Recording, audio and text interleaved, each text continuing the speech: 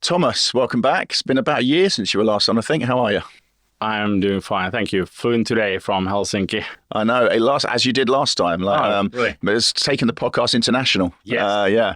So very pleased for that. Thank you for coming back. So last time we were talking about Premium Native and the sort of benefits that has for brands. But today we're going to take a little slightly different tack and talk a little bit about the future of humanity as it relates to AI, which is quite a big subject and nobody really knows the answers, which is the scary stuff, I suppose. Yeah.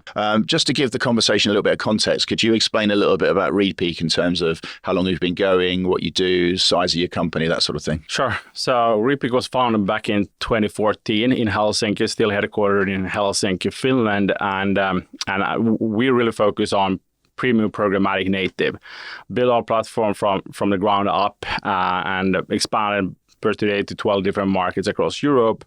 Quite rapid growth in the last 4 years. I think that 6 years ago, we were still in one market. Now we're in 12 markets, working with all major agencies, 400 independent agencies, and a lot of different brands across those markets. So focus have always for us been really on, integrated ad formats like native advertising, with the twist of always kind of focusing on the outcomes for the buyers.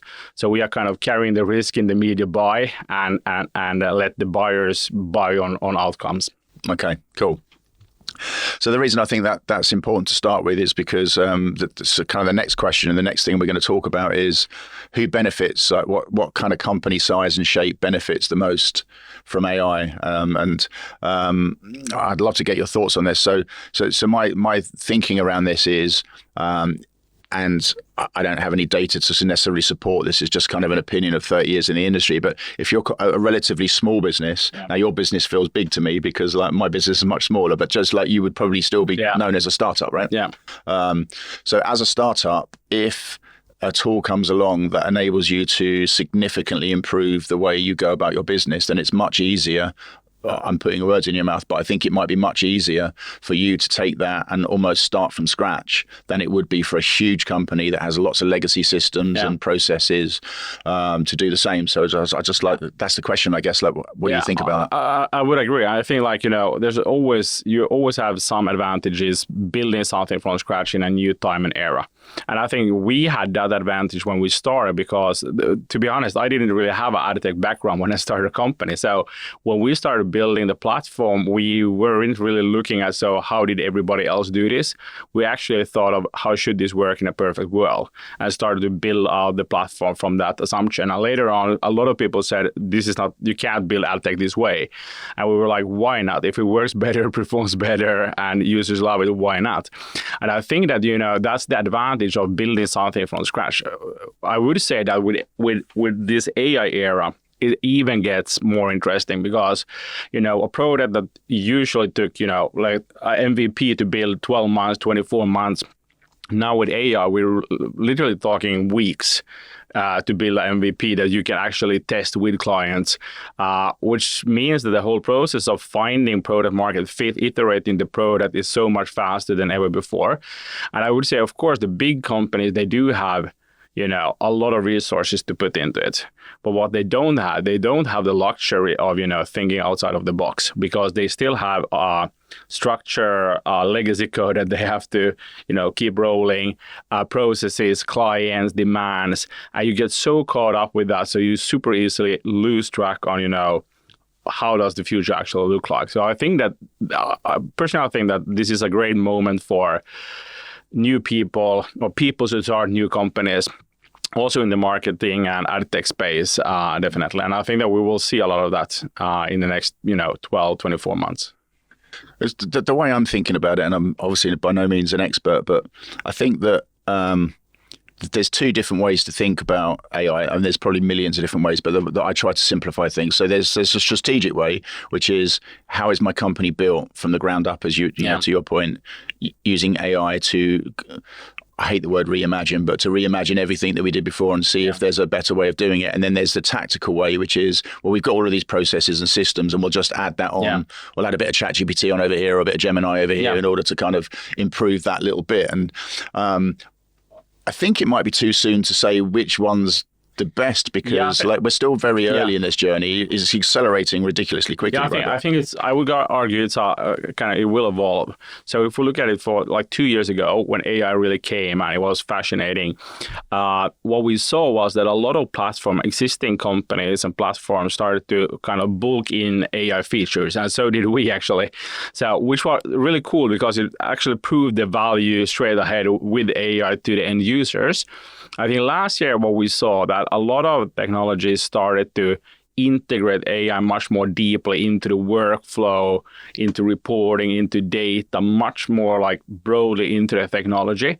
What we haven't seen is really a revolution of AI first applications where, you, as you said, reimagine, build everything from scratch based on an assumption that marketing will be AI driven in the next 5 years. And I think that a good test, kind of mind test for you would be to don't ask yourself, what can we do with AI today? Because you will always kind of limit your thinking to your existing, tech or clients or operational models.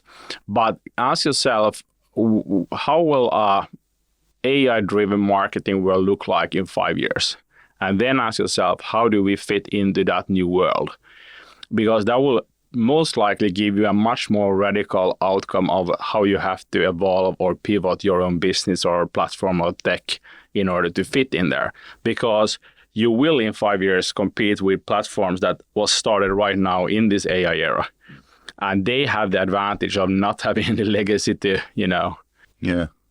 That's an interesting way of thinking about it. So the way I think about it is, what can AI do today and how can it improve what we deliver for clients? And that kind of month by month almost changes slightly. And you think, I'll give you a very real example rather than being vague. So we have a corpus of information for every single client that we have, and it's everything they've ever said to us in one document. And then we ask AI, can you look at that and tell me what Tomas said about the future of humans, let's say.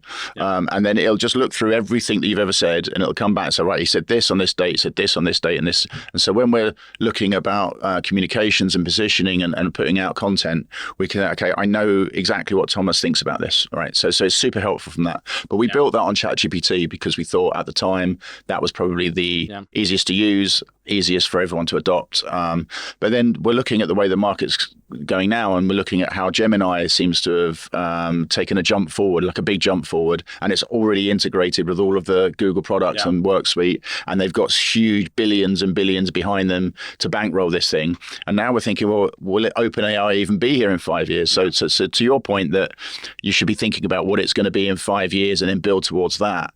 How do you even start to do that? Because that feels like 5 years time feels like a lifetime. Like it's true. I mean, like, if you think 5 years back, you would argue that a lot have happened, but on the other hand, not so much have changed. So in one way, some things have definitely changed big time, but some things are still the same.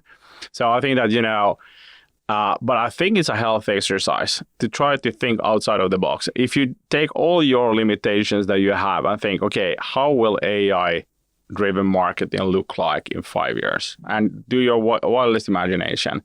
And then consider that where is your place in that new world? And it will change. I mean, like the whole AdCP protocol that has been built for AI agents in marketing platforms to control every single platform and integrate with them, so no human users ever logs into your platform. It's actually an AI agent running multiple platforms operating. That will change a lot. And either you're part of the change, or then you kind of fight back and say that no, we're not. And eventually, you don't know if that's the future. That's maybe just the next iteration of it. Personally, I think it's a bit like when mobile phones really start growing. And I remember this from I mean, I was slightly younger then, but still old enough to remember. So I remember that some things you actually checked on a mobile, but you had this kind of built-in idea that I have to complete it on a desktop. So, for example, booking a flight, things weren't mobile optimized, were they? So it was a really clunky experience in the early days. Probably, but it was also some sort of trust, that can I really trust that it works on a mobile? So you have to book the flights on a desktop. Eventually, now you buy a house on a mobile. Yeah. So I think that technology always moves faster than our ability to adjust to it. And I think that with a 5 years time span, I think a lot on what we think that we can trust AI with will have changed. I was playing this mind game with myself one day. I was picking up one of my kids from preschool and walking to the preschool. I was thinking, how would they react if there would be an Optimus humanoid robot picking up the kids? They would freak out. They would be like, sorry, only humans can pick up kids, even though you would argue, no, we trust this guy or robot. And the reality is that now it feels ridiculous. It would never go true, but who knows, in 30 years, it might be the case. Rory Sutherland, client of ours and former guest on the podcast, he talked about the invention of the shopping trolley. Yeah. And he said when it first came out, no one would use it. And he said because a lot of human behavior is, what did I do last time? What is everyone else doing? That's kind of the subconscious clock going on in our head. And people are looking at that and think, well, that's ridiculous. And no one's using it. I'm not using it because I look silly. And so the inventor of the shopping trolley hired actors to come and get a shopping trolley and move it around the supermarket. So people think, oh, other people are using it. Okay, maybe I'll have a go, otherwise it maybe would never have come. So the Optimus robot picking up the kids, maybe like David Beckham needs to trust it, or some sort of famous person or someone in the school, they got their first robot and so maybe I can trust it. But I hope we're a long, long way from that because for me, and I'd love to get your view on this, but for me, AI should be doing the back end stuff, not the front end stuff. And what I mean by that, the back end, the processes and the stuff that just takes a long time to do but isn't kind of business critical, the stuff that actually is public facing and is in front of your clients or your audience or your investors or whoever it may be. I think that needs to come from a human still. That's my personal view. I don't know what your thoughts are on that. I mean, I think there's a lot of value in that, and I think that value can't be replaced by even the smartest answers. I think that it's yet to be seen how that will challenge kind of the whole the staffing in companies. And everyone thought that it will take the blue collar jobs. Everybody knows it went for the creative ones, which we actually thought would be the last things it could do. So I think that we will see a shift, and it will require from anyone with any kind of job a real kind of adoption. And I think that one place where we really see this happening already is with developers and tech teams, because they have had the job that if you started to be a developer, that was you knew you will get a job, you will get a high paid job, and if you're good, you really be able to grow in that role. And now suddenly that is one of the parts that AI is doing really well. And of course, there's a bit of pushback, but the reality is that we're talking about months until they can be the best developer in your company. So what's happening? I'm telling our people that, unless you learn how to code more efficiently with AI, not, supported by AI, but actually with AI, you won't have a future in this space, because if you would lose your job, the first question they will ask, so how do you code with AI? And if you haven't that skill set, you're not relevant anymore, even regardless on your experience. I think that the pushback actually doesn't come from what AI can do for you, but it is that your job role changes. So so far you were coding, let's say 80% of your time, and you love coding. And then you had to do 20% reviewing of someone else's code or your own code, which is kind of boring. Now AI is coding, and suddenly 80% of your time is reviewing AI's code, and maybe 20% is actual coding. So it turns it around, and then developers say, but I did it I didn't join the company to review code, but if it is, especially if the code was written by a computer, that's even worse. Exactly. Yeah. And then on the other hand, from a company point of view, if we can save 60% of time coding with AI, why wouldn't we do that? So I think that that's kind of what's happening in a lot of places. Also in the creative space, I don't think we will lose all people in the creative space, but there will be more of reviewing kind of the work. And I think we still need that, but your job role might change. Yeah. So I've had 3 guests in the studio today recording conversations. The one before yourself, Thomas, was Gary from Ocean Holidays. I now hope that they go out in that order, otherwise, because if yours goes out before his, he's now going to be like, hang on a minute, what's going on? But he's a creative, right? He creates content. He wants to be a creative, chief creative officer. And he was saying that AI has been an amazing tool to help him do that.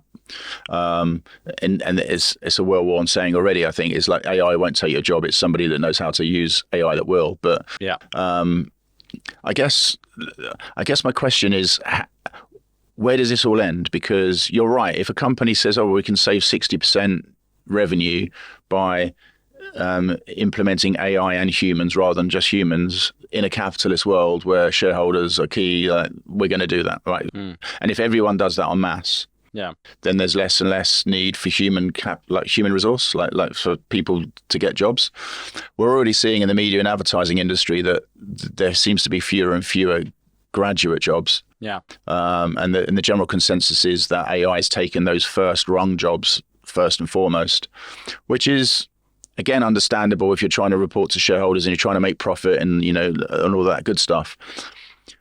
But if we take it, let's take a media agency classic structure of graduate, then account executive, then account manager, then account director, then business director, blah, blah, blah. If 80% of the graduate jobs go, where do you get your AEs from?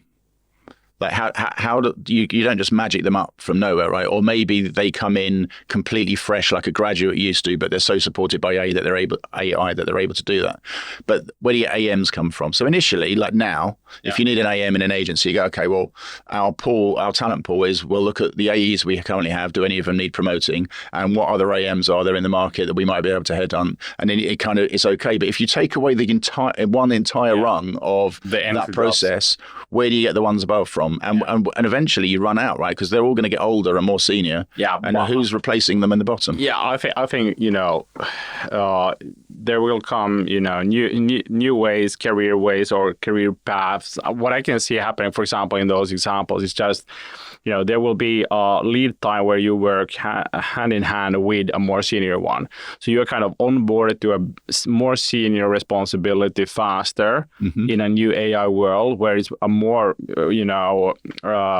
internship styled or mentoring style approach of getting into your career. I wouldn't be too worried about that, but I think that those entry level jobs will disappear, or at least be fewer. But I don't think that's a bad thing, because anyways, whoever gets into the work life now, they have to come in with the assumption that AI is here to stay. So that's the new reality that they should be onboarded into. And I'm pretty sure that companies will figure out ways how to do that. But it will change. And eventually, your education should change as well, because what you have been educated for, the industrial age, the world will look very different, and the skills needed in this new world is also different. Yeah, but I think that's been the case for a while. Funnily enough, talking of education, there was a wonderful speaker on education. Unfortunately, he's passed now, called Sir Ken Robinson. And he does it. Have you seen him? Yeah. And he was talking about how schools are killing creativity and the education system set up for the industrial age, but we're not in that anymore. He also used the 5-year analogy. Like we have no idea what jobs are going to be required in 5 years. So how on earth can we educate? And he also talks about the arts and the creativity being as important as maths and English and stuff like that. But so I think that's a podcast on its own right, isn't it? Like, how do we educate people for a future we have no idea what it looks like? And it's accelerating like so much. You mentioned before, if you learn computer coding even probably 5 years ago, certainly 10 years ago, you'd think you probably have a job for life because everything's going towards computers. Everyone's going to need coders. I'm going to be pretty set. And now you're thinking, well, Claude's doing 80% of my work, and that couldn't have been really foreseen necessarily. So yeah, and I think that even if we're looking for the next 5 years, I'm pretty sure that every company building some sort of tech will require coders. Their role will shift. I think that they will become more like architects. They will become more like code designers because that code doesn't happen through AI by itself. It have to be really well planned and structured and prompted and delivered. So I think that the role of those developers will shift and new kind of job roles will emerge. But I don't think it will totally replace them. But what we will see is, and we already see it, is an explosion of applications because of AI. Anyone can build it. I have built one, and several. It's so freaking easy. So I mean, we see an explosion of that, which means there's it gets very noisy and very crowded in a lot of spaces, and I think we will see that in marketing and ad tech as well. And eventually that means that it will get even harder for customers to figure out that what actually works, what is worth investing in and worth using. And so it will be a messy couple of years ahead. Yeah. And then eventually some consolidation will happen and we'll find ourselves in a very, very new and different world. Yeah. Well, ChatGPT hasn't been on the world for 5 years yet, right? So if we go back 5 years, ChatGPT didn't exist, or certainly not to the public. We were talking earlier about taking a 5-year view on what things are going to look like in 5 years. But if we go back 5 years, we didn't know about ChatGPT and the sort of profound change that will have. I was listening to might have been Pete Markey, I can't remember, somebody that had been on the podcast recently, and they were at a conference and they put who finds that AI is a part of your daily life now, and 90% of the hands went up. The adoption growth in our industry certainly, but I think generally it's been frightening. So how do you go about planning for a future when you know that the rate of change is so wild that it might be almost impossible to predict? What you mentioned earlier about a list of challenges that you might have in your business that AI might be able to solve, but how do you kind of put those challenges together with what you think might be happening in 5 years' time to try and make some sort of plan to move towards it? Yeah, I think that every single company at the moment have to have, if you're building a product, you have to go back to the drawing board and ask yourself, what is our product visual look like for the next 5 years? Because if you draw that vision 2 years ago, it might be outdated already, and you have to do that almost frequently. But I think that as I said, some things will change rapidly, but some things will stay. And I think that if from our point of view, we are aligning our product vision where we believe this marketing world will go. And we're looking a lot into the open web, as you know, and what is the future of open web and advertising and monetization on the open web, and aligning our product to really fit where we believe that world will be heading in the next 5 years. And I think that requires a shift from us, but the whole industry eventually as well. And I think that the good thing with being a fairly small company, you can pivot, you can move pretty rapidly and fast. You can iterate new ideas. You can test them quite easily. And I think that's exactly what is needed for a time like this. And what is your vision, without giving too many sort of trade secrets away, but what is your vision for the open web in the next 5 years? Now, so what I have been really thinking about the last months, we know that AI kind of got search results to plummet, and that impacted publishers, volume numbers, some more, some less. But we clearly see, a shift where, Google first time in 25 years is threatened as, the main source of information and ad business. Publishers have already taken a hit. So what does the future of open web and those publishers look like? And what I have been asking myself is, so why did never the social platforms, the walled gardens, adopt the display market and the impression-based buying models? Because yeah, sure. In the first few years, they kind of tried it, they ditched it, and they built totally different ad experiences. But still, 20 years later, publishers and the open web is still kind of stuck in an impression-based model with more or less display ad units and ads, and there's something that is fundamentally, flawed or in the whole model. And I'm thinking that, in a new AI world where, still to be fair, I think the publishers, especially premium publishers, they probably have the most valuable assets on the open web. It's high trust, it's high quality, it's high demand. So they, in one way, they have all the means for really creating that added value for any given brand. But their ad business and monetization is stuck in a very old, almost borrowed from the print age. And you were around in the print age. I was, sadly. And in one way, the model is almost borrowed or just transformed into a online version of it. It's reach and frequency. Right. Yeah, exactly. And the problem there is that I think that in one way, as long as you're aligned, and I know it's a big ask to kill that darling, but in one way, as long as publishers are stuck with a impression-based monetization model, they are in one way also kind of not aligned with the goal of reducing low quality, even fraud or suspicious traffic, because they eventually also monetize that. So what I think that the social media have done really well is that they managed to kind of bring the outcome-based thinking in marketing to their monetization. And I believe that, with AI, I think that we will see that, and we have to move from kind of impression to outcomes on the open web, and even beyond, attention. That has been a major buzzword in the last years. But I think that publishers have to be able to prove real business outcomes. And I think that is more possible and feasible now than ever before with the AI capabilities. Yeah. And that's where we are heading as well. Okay.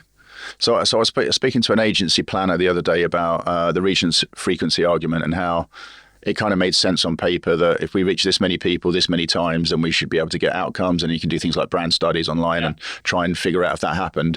And you mentioned attention there, and what attention's proved that actually you think that you're reaching 1 million people 4 times, but you're probably actually reaching 300,000 people once, because of, not everyone looks at every ad, and if they don't look at it, it can't work. So that was a step forward. So how are you thinking about taking it from, so now we have attentive reach and frequency, so it's real, right? So like we are actually reaching 1 million people 4 times, let's say. Okay, good. So now how do we then go from attentive reach and frequency to outcomes-based buying? Like, what needs to happen for that to be the case? Yeah, that's a very good question. Of course, this is my own theory, but how I look at it is that, there's one issue is that kind of impression-based model, but the other thing is the whole idea of how publishers have built in their ad experiences. And I think that the open web have to go towards similar thing as the social platforms, where ads are actually a part of the whole content experience. And native is the closest we get on the open web to that. But I think that, I hope that this AI new world will force kind of publishers to re-innovate the news feed and the whole news experience. And with that also create space for totally new ad formats that are much more integrated with the users. And I think that, if you think about fundamentally how ads work on publishers' pages, is that they have content and they have placed ads around the content. While in social platforms, they have content and integrated ads into the content. So it's like a totally different engagement with the ads, of course. And I think that one problem is kind of the model. The other is the actual ad experience, where it's a very separated. I would like to do a study. Take a media agency and study how many of the planners and buyers have an ad blocker on. I would argue like a lot. a lot. The vast majority would have ad block. So you're in the ad business, but you use an ad blocker. I always feel a little bit guilty. My wife likes to record live TV so she can skip the ads. So she record it, wait an hour and then watch it so she can skip the ads. 100%. I think we spent our whole life, we built this house through advertising, and we're trying to actively avoid it. It's I mean, like, we have like this support chat in our platform with, there's like hundreds of people chatting with us almost daily or weekly. And, almost every week there's someone working on a media agency saying, hey, I can't really see this, blah, blah, blah, blah, blah. What's wrong? And the most common reason is that someone from our support team, do you have an ad blocker on? And they are, oh no. And they realize that was the reason. So I think that it's very common, and it's kind of ridiculous. Why? Because the ad formats that we are seeing on publishers, they are not really serving the purpose as a integrated part of the experience of a news site. I think it could, but it requires a lot from publishers to get there. And I think that if we can solve that, kind of go beyond the impression-based model, we can solve the ad unit and ad experience thing. I think that we are getting really close to, really high performance really high performance and outcome-based, models for the open web. Yeah. So I feel like I want to talk about ReadPeak now, but I'm worried people will think, because I'm talking to you, you're going to think it's some sort of sponsored content. I can promise you, reader, listener, viewer, that you didn't pay to be on this podcast. And this is just my experience of using ReadPeak. Is what we do at 6 L's is what we call people-shaped communications. We know that people pay a lot more attention to people than they do companies. And so we've used ReadPeak to promote this very podcast. And what we were able to do is go into your platform, Peak. Yes, we'll have The Guardian, we'll have The Times, we'll have Business Insider. So the titles that we thought would be relevant, that marketers might read when they're not in Marketing Week, campaign, whatever, LinkedIn, and have an ad unit that was led by a face, which was one of them was Mike Follett, one of them was Dean Harris from Co-op, and Fern Potter from Multilocal. And it was a very orange background face, so similar to the podcast, with a headline about what the podcast was about, a little bit of body copy about what was discussed, and a click here to listen to the podcast. And it, I'm not, again, you haven't paid me to say this. It's really important that people know this, because it might seem like sponsored content, and I never, ever take money for somebody to be on the podcast. That's really important that you know that.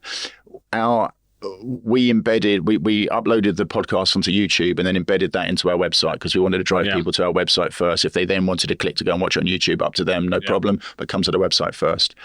And our average dwell time when we haven't got any campaigns live is about 2 minutes on our website.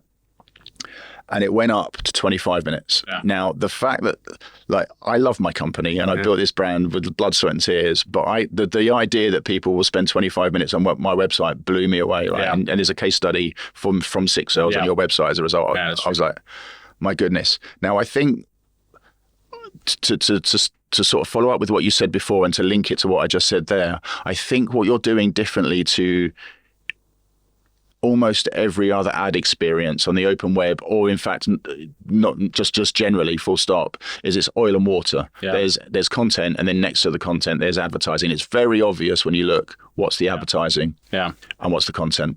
Now, I know your business started from you used to sell print advertorials, as did I back in the day, and the idea was, well, what would that look like in a digital platform? What you've been able to do is you give brands the opportunity to show up as if they've got something to say, like they have a story to tell, just like all the other stories around them on The Guardian or The Times or wherever it may be. And so it looks like content, and whether you decide you want to look at that content or not is up to the user. And it's marked ad. It's not like trying to dupe anyone into thinking that they're reading a story and they're not. But I think it kind of breaks down that attention barrier, where if you read The Guardian every day, as you come onto the site, well, that's the masthead. I don't even have to look at that. What's the first headline? Okay, well, what are the other headlines? You kind of get used to where you need to go, right? And you're in that journey, in that visual journey, whereas most advertising alongside it or interruptive of it, whereas you are part of that journey. 100%. That's kind of the whole attention, thing, which I really believe in, but there's really no credible study so far on, attention on native advertising, and we're planning to conduct one this spring, and with one major provider. But I think what's interesting is that, the whole thing idea with native formats is it should blend in to stand out. So in one way, because you're so wired to read the content when you open up your news feed or your favorite news app, eventually you might have a higher attention with blending in. Yeah. Of course, clearly Martys is sponsored and the brand, etc. But you might have a higher attention than, display or rich media or even a video that is, off.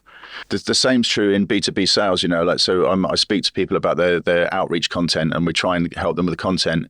And salespeople in B2B are so often trying to stand out in the inbox. Yeah. But actually, you just end up in people's minds being, okay, this is a salesperson this is someone I don't know, trying to sell me something I probably don't need, delete, But actually, if you just use this normal language that normal people use in normal business, you've probably got a better chance, but people can't see it that way. It's like, this has to be separate, this has to be bigger, this has to be like bolder, but and we made that mistake in the early days of digital, right? We tried overlays and pop-ups and all this stuff. We must get your attention at all costs, but it's like a terrible user experience. As some markets are still stuck in that, I won't mention any market, but some markets news, they are like so screaming the whole evening.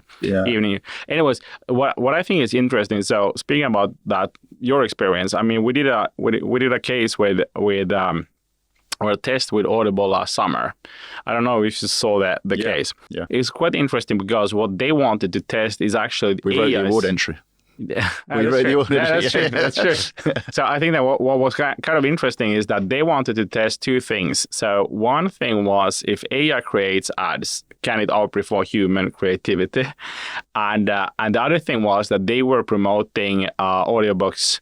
And they were testing, what is the impact if you actually have the book cover in the image versus a human or a natural image. And I mean, the assumption with native or the idea is, of course, if you want to blend in, you should follow the style that the publishers use on the 100%. And both in headline and thesis or, copy Colors, and fonts. Everything. So, and partially we do that with our technology, but the actual creative comes through from the advertiser. So first of all, I mean, natural images perform much better than cover images of the book. That was kind of expected. From the AI point of view, the AI versions perform with 5 times CTR compared to humans, which is a massive increase. It's so big, so you hardly believe it. But looking at the data, I mean, there was a massive difference. And also the whole campaign, because of the push of AI, which in the end was, the majority of the traffic through the AI, because it was prioritized, because it performed better, the AI creatives, was a massive uplift on all brand metrics, which kind of, showcases just the power of AI in A/B testing, which is already, implemented in a lot of platforms.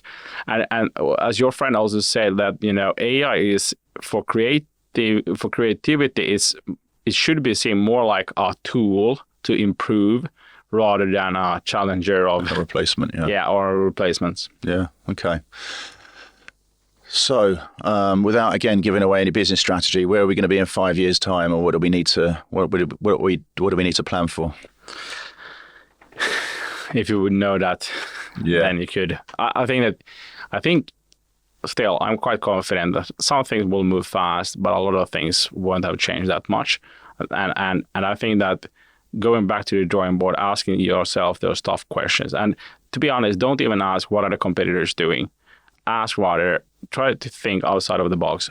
What kind of world will we live in? If marketing is your domain or agency or ad tech or wherever, what kind of world will we live in that, industry or domain? And ask yourself, what is your place in that future? It's really hard to predict. We have made our own predictions. And I think that there's always this kind of dystopic thinking about, will there be an open web and will the open web die? Usually things die slowly. If they die, I think it will be re-innovated and it will look different. I will leave you with this, regardless what your job is, you have to also consider that, how will your job change and how will you be among the first movers to really adopt that change, regardless if you're a CEO or coder, developer, a planner or creative person. I think it will impact you, and maybe you can keep your current job with not evolving, but if you need to find a new job. I was talking to somebody on Reddit private messaged me and said, I'm trying to get into marketing. I'm getting nowhere. I'm sending off email left, right, and centre, and not even getting replies most of the time. So what would be your advice? And I felt really ill prepared to answer that, and because the world's changing so quickly. But the best I could come up with is get good at using AI, and figure out what problems you can solve if you go in with AI rather than just on your own. Yeah, because there'll be some entry level stuff that's going on still. That you could probably eradicate, which companies will think, oh, well, that's good because we hire you, but we actually get you plus that, and just showcase how you can do that. That was the best I could come up with, because it's a really tough job market. Yeah, it is. Especially at the entry level. If you've got a track record, and you're client facing and you have relationships, I think that's the hardest thing to replace. But if you're just trying to get in for the first time, a lot of people are just taking those jobs and giving it to Claude or ChatGPT or whatever. It's true. Yeah. Thomas, always a pleasure. Thank you for coming from Helsinki to London to record this with us. I really appreciate it. Thanks for being on 6 Hours Podcast. Really nice to be here. Thank you. Cheers.